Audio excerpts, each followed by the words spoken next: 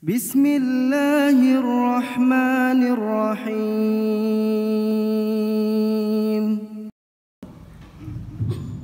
Assalamualaikum warahmatullahi wabarakatuh. Alhamdulillah, alhamdulillahilladzi hadana li hadza wa ma kunna linahtadiya laula an hadana Allah. Asyhadu an la ilaha illallah wahdahu la syarika lah wa asyhadu anna Muhammadan abduhu wa rasuluh la nabiyya ba'dah. Allahumma shalli ala Muhammad wa ala ali Muhammad. Fa ya ibadallah, usikum wa nafsi bi taqwallah wa ta'atihi la'allakum tuflihun. Faqad faza man ittaqa wa khaba man tagha. Yaqulu Allah tabaraka wa ta'ala, ya ayyuhalladzina amanu taqullaha haqqa tuqatih wa la tamutunna illa wa antum muslimun. Saudara-saudara sidang salat Jumat yang mulia, marilah dalam kesempatan ini, di hari yang mulia ini, di tempat yang penuh dengan barakah ini, kita bersama-sama bertekad untuk melaksanakan perintah Allah dan juga untuk meninggalkan larangan Allah. Karena dengan demikian kita akan memperoleh kebahagiaan di dunia atau di akhirat. Salam dan salam kepada Rasulullah sallallahu alaihi wasallam. Allahumma shalli ala Muhammad wa ala ali Muhammad. Jemaah salat Jumat yang berbahagia, di dalam kehidupan beragama ini ada yang bengkok dan perlu diluruskan, ada yang keliru perlu untuk dibenarkan, ada yang pelan perlu untuk didorong, ada kemungkaran perlu untuk dicegah. Disinilah pentingnya nasihat. Rasulullah SAW mengatakan, ad-dinun nasihah, agama itu adalah nasihat. Sebagai seorang muslim, kita tidak boleh diam terhadap kekeliruan, terhadap kemungkaran, terhadap kebengkokan. Kita harus bersuara. Kita harus memberikan nasihat. Kita harus memberikan saran. Ya. Kemungkaran itu akan berkurang kalau umat Islam, setiap umat ini mau bersuara. Setiap ada kemungkaran, setiap ada kemaksiatan. Tapi apabila kemungkaran terjadi, kemudian umat Islam hanya diam, tidak bersuara, tidak melakukan amar ma'ruf dan tidak menegakkan nahi mungkar, maka kemungkaran tadi akan merajalela.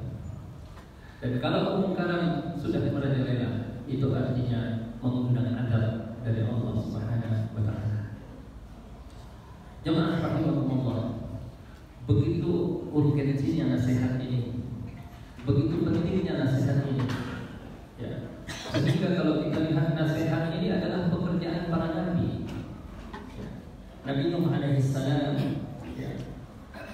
menasihati kaumnya. Ya. Inni lakum nasihun amin, kata Nabi Nuh. Ya. Bahkan beliau menasihatinya tanpa mengenal lelah, tanpa mengenal istirahat, siang, malam, pagi, sore, sembunyi-sembunyi, terang-terangan, berbagai metode, berbagai cara dilakukan Nabi Nuh alaihissalam untuk menasihati umatnya ataupun kaumnya. Ya qaumi laysa bi dhalalah walakinni rasulun min rabbil alamin uballighukum risalati rabbi wa ansahu lakum wa a'lamu min Allahi ma la ta'lamun. Wahai kaumku, aku ini bukan orang bodoh. Ya. Tapi aku ini adalah Rasul dari Allah Rabbul Alamin. Aku menyampaikan risalah dari Tuhanku. Wa ana lakum nasihun amin. Dan aku menasihati kamu. Nah, maka ketika umat Islam itu menasihati, maka sesungguhnya imamnya, qudwahnya adalah para nabi. Ya. Kemudian jamaah rahimakumullah, pentingnya nasihat itu sampai-sampai seorang sahabat menceritakan, bayatun Nabi sallallahu alaihi wasallam ala iqamatis shalah wa ita'iz zakah wa nushi li kulli muslim, rawahu Muslim. Aku berjanji kepada Rasulullah sallallahu alaihi wasallam untuk menegakkan salat, membayar zakat dan menasihati setiap kaum muslimin. Di sini kita lihat dalam hadis ini, nasihat disejajarkan dengan sholat dan juga zakat. Sebagaimana sholat dan zakat hukumnya wajib, maka nasihat juga hukumnya adalah wajib. Ya. Tidak boleh disia-siakan perintah ini. Jemaah rahimahullah, nasihat itu bermanfaat, diterima atau tidak diterima. Ya. Kalau diterima, maka nasihat itu bermanfaat kepada kedua belah pihak. Penasehat mendapatkan manfaat, yang dinasehati mendapatkan manfaat. Tapi kalau nasihat itu ditolak, maka yang menasehati mendapatkan manfaat, yang dinasehati tidak mendapatkan manfaat. Akan tetapi Bapak dan Ibu rahimahullah, nasihat itu harus sesuai dengan filosofinya. Nasaha yansahu, nasihatan, nasahiyatan, nushan, maksudnya diambil dari kata nasaha rajulu thawbahu. Ya, asal usul katanya nasaha rajulu thawbahu, seseorang menjahit pakaiannya. Yang dijahit itu yang sobek ataupun yang bolong, kemudian ditambal dan dijahit. Jadi filosofi menasehati adalah menginginkan kebaikan kepada orang yang kita nasihati, ya, supaya auratnya tidak kelihatan, ya, supaya aibnya kita tutupi. Maka tidak benar kalau menasehati itu dilakukan di depan publik, ya, di depan umum. Itu namanya bukan menasehati, tapi itu namanya mempermalukan. Jemaah rahimahullah, nasaha rajulu thawbahu, seorang laki-laki menjahit bajunya. Jadi ketika kita menasehati orang, bayangkan bahwa kita sedang menjahit bajunya yang sobek ataupun sedang menambal bajunya yang bolong. Ya, kita lakukan dengan sebaik-baiknya karena kita menginginkan kebaikan kepada orang yang kita nasihati. Filosofi yang kedua dalam menasihati, bahwa nasaha diambil dari nasahtul asal. Aku memurnikan madu. Nasaha artinya memurnikan. Jadi madu itu ketika diambil masih bercampur dengan lebah yang sudah mati, bercampur dengan sarang lebah, kemudian disaring. Setelah itu disaring lagi, setelah itu disaring lagi, setelah itu disaring lagi, sampai kita mendapatkan madu yang murni.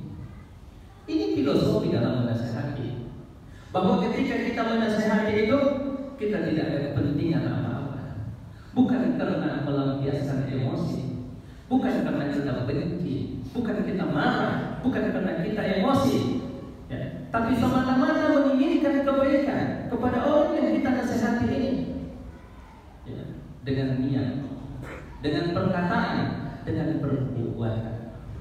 Ya, setiap orang yang menginginkan kebaikan kepada seseorang itu sudah menasihati. Ya. Jangan kita seperti iblis yang pura-pura menasihati. Ketika datang dia kepada Nabi Adam alaihissalam, ya, dia katakan kepada Adam, wa qasamahuma inni lakuma laminan nasihin. Dan dia bersumpah kepada Adam dan Hawa, nasihat, aku cuma menasehati. Makanlah buah khuldi ini, karena ini adalah buah keabadian. Ya. Karena kalau engkau Adam tidak makan buah khuldi ini, nanti engkau akan dikeluarkan dari surga. Ya. Dia pura-pura menasehati, tapi sebenarnya maksud dan tujuannya adalah melampiaskan balas dendamnya kepada Nabi Adam alaihissalam. Nah, jemaah rahimahumullah. Maka oleh karena itu, ketika kita menasehati, jadilah seperti dokter yang sedang menghadapi seorang pasien. Apapun yang dilakukan oleh pasien ini, walaupun pasiennya marah-marah, walaupun pasiennya kesal, tapi dokter akan menghadapinya dengan tenang. Dokter menghadapinya dengan penuh kasih sayang. Dokter yang ingin menyembuhkan pasiennya ini. Ya. Maka tidak perlu nasihat itu marah-marah. Ya. Tidak perlu membentak, tidak perlu melotot, tidak perlu teriak-teriak. Bahkan Allah Subhanahu wa taala ketika mengutus Nabi Musa alaihissalam untuk menasihati Fir'aun, Allah berpesan, faqula lahu qawlan layyinan la'allahu yatadakkaru aw yakhsha. Wahai Musa dan Harun, ucapkanlah kepada Fir'aun perkataan yang lemah lembut. Ya, jangan terpancing. Ya, jangan terprovokasi. Tetap slow, tetap santun ketika menyampaikan pesan itu kepada Fir'aun. Nah, jemaah rahimahumullah. Maka Nabi SAW menjadikan seluruh agama ini nasihat. Ya. Nasihat di rumah kita menjadi nasihat. Jangan sampai ada di rumah kita anak laki-laki ataupun anak perempuan yang tidak sholat. Kalau sampai ada di rumah ada anak laki-laki dan anak perempuan tidak sholat, maka orang tuanya harus bertanggung jawab. Orang tuanya akan terhalang masuk surga kalau tidak memerintahkannya, kalau tidak menasehatinya, dan kalau tidak menegurnya. Muru auladakum bis-shalah idza kanu sab'a wadribuhum idza kanu 'ashra. Perintahkan anak kamu sholat kalau umurnya sudah 7 tahun. Kalau sudah 10 tahun tidak juga sholat, maka dipukul. Tapi pukulan adalah solusi terakhir, alternatif terakhir. Bukan belum apa-apa udah dipukul. Kasih contoh dulu. Ya, ingatkan dulu ayatnya. Ya, bacakan ayat. Masakakum fi saqar qalu lam naku minal musallin wa lam naku nut'imul miskin wa kunna nakhudu ma'al khaidin. Bacakan ayat itu. Kenapa kamu masuk neraka saqar? Dijawab oleh mereka, lam naku minal musallin. Kami dulu waktu di dunia tidak sholat. Wa lam naku nut'imul miskin. Dan kami dulu tidak memberi makan bagi miskin.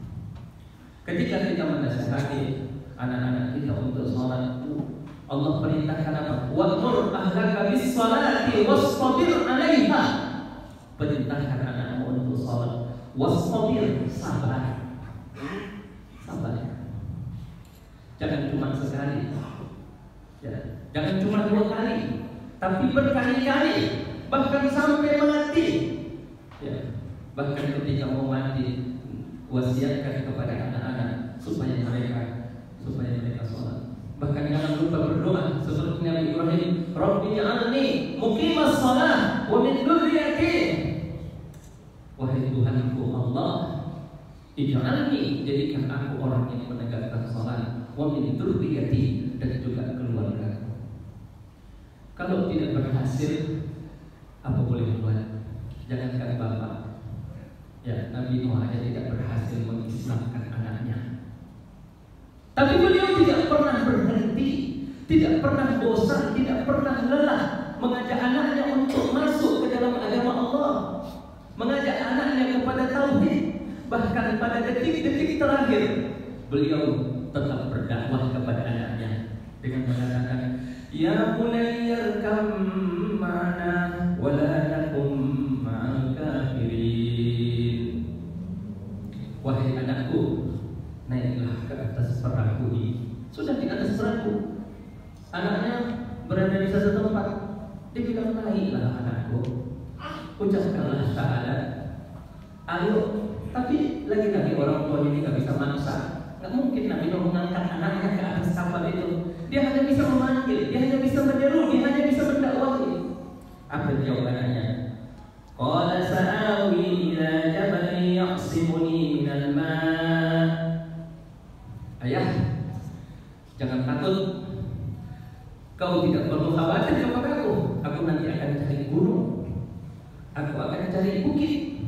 Aku akan cari dataran yang tinggi dan aku bisa selamat. Apa jawabannya? Qala la 'asimal yawma min amrillahi illa man rahim wa hala bainahuma al-mawju fa kana minal mughrakin. Wahai anakku, ini banjir bukan sembarang banjir. Ini air bukan sembarang air. Ini kapal bukan sembarang kapal. Ini azab Allah akan turun. La 'asimal yawma min amrillah. Tidak ada yang bisa selamat dari azab Allah kecuali orang yang diselamatkan oleh Allah Subhanahu wa taala. Wa hala bainahumul mawj, dan terhalanglah antara Nabi Nuh dan anaknya dengan ombak yang besar. Apa yang kita ambil pelajaran dari Nabi Nuh alaihi salam? Bahwa Nabi Nuh tidak pernah lelah, tidak pernah bosan, tidak pernah istirahat dalam mengajak anaknya untuk menjadi hamba Allah yang diridhoinya. Maka begitulah kita dalam menasihati keluarga kita, terus dinasihati. Ya, mungkin suatu saat Allah membukakan mata hatinya. Terus nasihati, teruslah berdoa kepada Allah Subhanahu wa taala. Jamaah rahimahumullah. Ketika itu para sahabat bertanya kepada Rasulullah, "Qulna liman?" Qala lillahi wa li rasulihi wa li kitabihi wa li a'immatil muslimin wa 'ammatihim. Rawahu Muslim. Ya Rasulullah, nasihat itu tentang apa dan untuk siapa? Maka dijawab oleh Rasulullah, lillah. Nasihat itu tentang Allah Subhanahu wa taala. Ya. Topiknya adalah tentang Allah Azza wa Jalla. Kita harus saling menasihati, saling mengingatkan tentang Allah, pencipta, pemilik, pengatur alam semesta. Ya. Dan oleh karena hanya Dia yang mencipta, hanya Dia yang mengatur, hanya Dia yang memiliki, maka kita boleh memurnikan ketaatan kita, memurnikan ibadah kita, memurnikan ketakwaan kita hanya kepada Allah Subhanahu wa taala.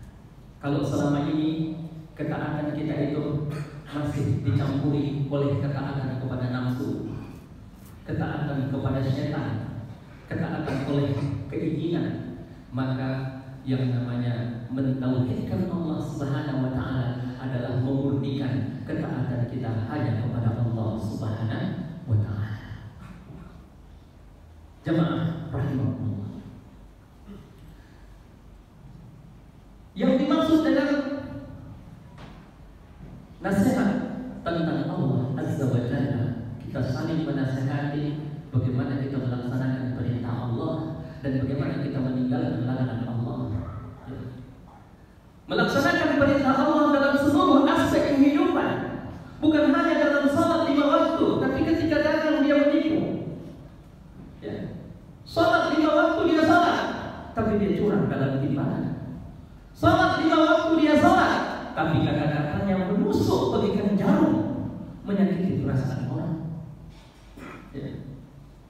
Makanya di awal tadi dikatakan, ya ayyuhalladzina amanu taqullaha haqqa tuqatih. Hai orang-orang yang beriman, bertakwalah kamu kepada Allah dengan sebenar-benarnya. Jangan pilih-pilih terhadap perintah Allah. Dalam beribadah kita kepada Allah Subhanahu wa taala bukan berdasarkan selera. Ya.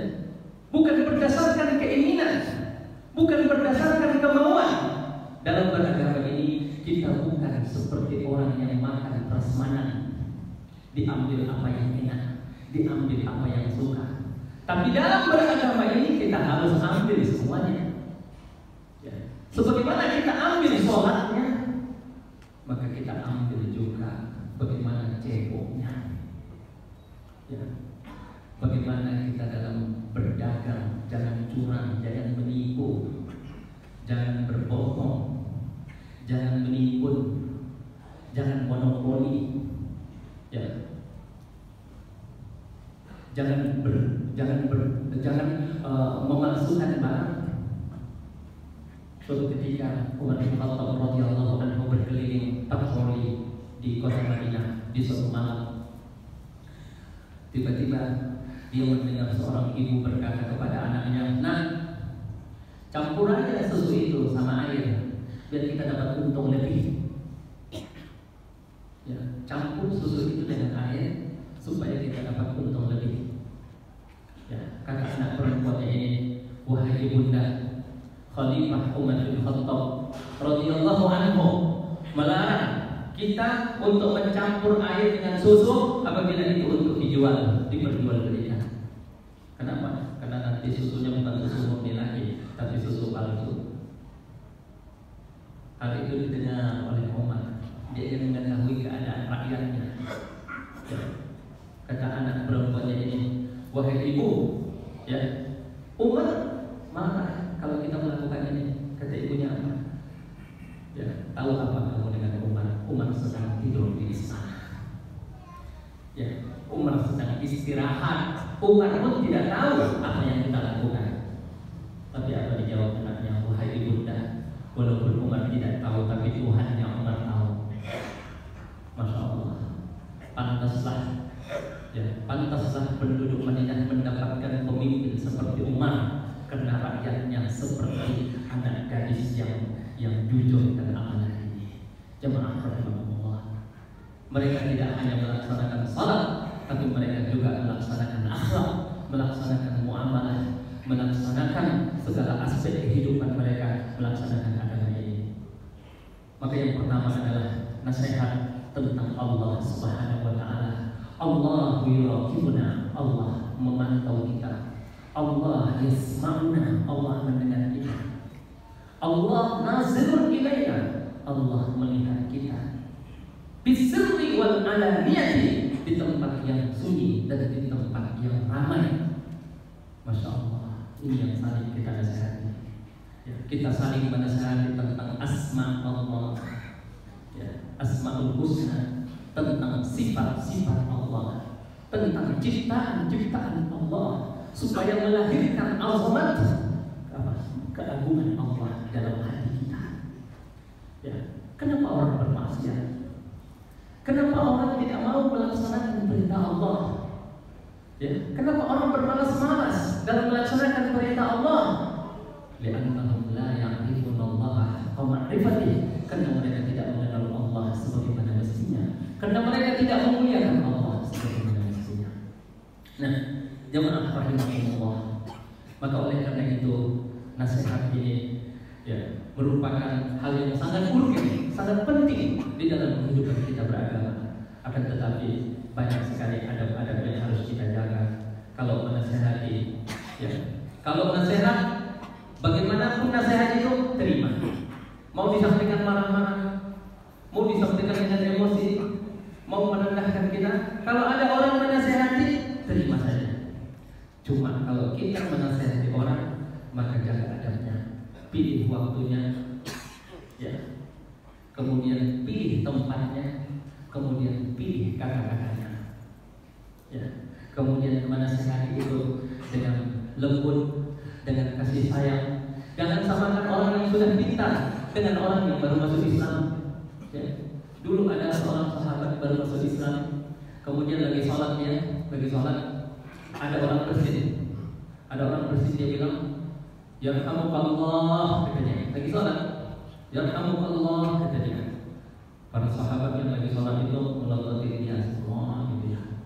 Karena dia iri hati, dia gak enak. Dia bilang, "Apa-apaan ini? Kalian kok melihatin saya?" katanya. Ya, tambah sahabat itu tambah kaget lihat orang ini kok bicara lagi sholat, padahal nggak boleh bicara waktu sholat. Ya, sampai sahabat itu memukul paha mereka supaya orang ini diam. Ya. Setelah selesai sholat, ya, apa kata Rasulullah SAW kepada sahabat ini? Inna hadhihi shalah la yasluhu bihal kalam, innama hiya dzikrun wa qur'anun. Kata Rasulullah SAW, sholat ini tidak boleh berkata-kata. Ya, di sholat ini kita hanya bisa berdoa, berzikir, dan membaca Al-Quran Karim. Kata orang ini, betapa Rasulullah tidak memarahi saya, betapa Rasulullah SAW tidak mempermalukan saya. Begini cara Rasulullah dalam menasihati. Ada orang Arabi datang dari kampung, ya, yang tidak mengerti apa-apa. Kemudian ketika sudah selesai keperluannya di masjid, dia cari sudut masjid, kemudian dia pipis sambil berdiri. Para sahabat marah, ada yang hampir memukulnya, ada yang hampir melemparnya, ada yang hampir membunuhnya. Tapi Rasulullah mengatakan, biarkan. Daripada kamu kejar dia lari kemana-mana, air kencingnya berserakan. Ya. Tapi setelah itu, setelah dia selesai buang air kecil di masjid itu, Nabi mengatakan, "Ariqu 'alaihil ma'," tuangkan air. Cukup begitu saja. Kata Rasulullah SAW kepada orang Arabi ini, ya, ini masjid, tempat mulia, tempat yang sakral, tempat yang suci, tidak boleh dikencingi seperti itu. Rasulullah tidak menunjukkan amalahnya. Kenapa? Karena orang ini tidak tahu. Tapi beda muamalahnya Rasul dengan orang yang sudah paham, sudah mengerti, tapi tidak masih mengulangi. Ada orang kalau memakai cincin emas, ya, lebih lagi tidak boleh pakai emas. Ya, maka ketika itu Rasulullah mencabut cincin emasnya, kemudian melemparkannya, menunjukkan marahnya. Kenapa? Karena kamu sudah paham, sudah mengerti, sudah tahu. Tapi orang yang tidak tahu, Nabi memperlakukannya dengan sangat lembut, dengan kasih sayang. Ada orang datang kepada Nabi mengatakan, Ya Rasulullah, ata'dzanu li bizina, bolehkah saya berzina? Sahabat mendengar ucapannya itu, wah, ini orang tidak sopan. Ya, ini orang berbicara seperti itu di hadapan Rasulullah SAW. Hampir sahabat pada marah semua. Maka Rasulullah mengatakan, "Atardahu li ummi." Rasulullah tidak marah. Cuma Rasulullah bertanya kepada dia, apakah engkau ridho kalau itu dilakukan orang kepada ibumu? Kata dia, tidak ya Rasulullah, saya akan bunuh orang itu. Atardahu li ukhti, kau ridho kalau kakakmu ataupun adikmu dihinahi orang? Kata dia, tidak ya Rasulullah, jangan sekali-kali itu terjadi. Ya, atardahu li ammati, apakah engkau ridho kalau itu terjadi kepada anak perempuanmu? Tidak ya Rasulullah. Rasulullah kalau menghapus darahnya, ya Allah, sucikan hatinya, bersihkan hatinya. Kata dia apa? Setelah dinasihati begitu sama Rasulullah SAW, tidak ada perbuatan yang paling saya benci kecuali perbuatan zina. Begitu cara Rasulullah SAW dalam menasihati, tapi jangan marah-marah, tapi jangan emosi, ya, tapi jangan melampiaskan kemarahan, tapi sampaikanlah dengan penuh kasih sayang. Insya Allah nasihat kita itu akan diterima. Amin ya rabbal alamin. Barakallahu li wa lakum fil Qur'anil azim wa nafa'ani wa iyyakum bima fihi minal ayati wa dzikril hakim wa taqabbala minni wa minkum tilawatahu innahu ghafurur rahim. Ya fadhal mustaghfirin wa ya jazaa'at taibin.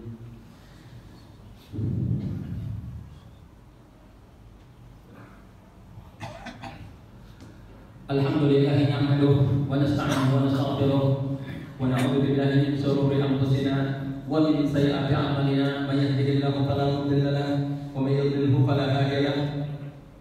Asyhadu an la ilaha illallah wa asyhadu anna Muhammadan abduhu wa rasuluh la nabiyya ba'dahu. Allahumma shalli ala Muhammad wa ala ali Muhammad.